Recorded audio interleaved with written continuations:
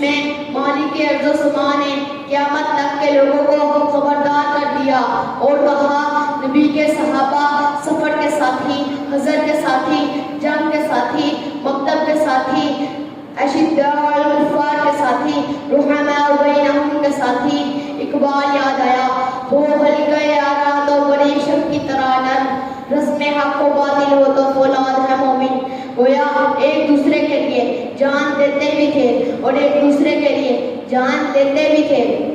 او کالے کوٹ پہن کر چینلوں پر بیٹھ کر زبان رافعہ کرنے والوں، سن لو کعبہ کے رب کی قسم، اگر صحابہ ایمان والے نہیں تھے تو دنیا میں کوئی بھی ایمان والا نہیں ہے۔ پاکستان کے باسیوں سنو، اگر صحابہ میں ایمان نہیں تھا تو سمیہ نے 2 ٹکڑے کروائے کیوں؟ جواب دو۔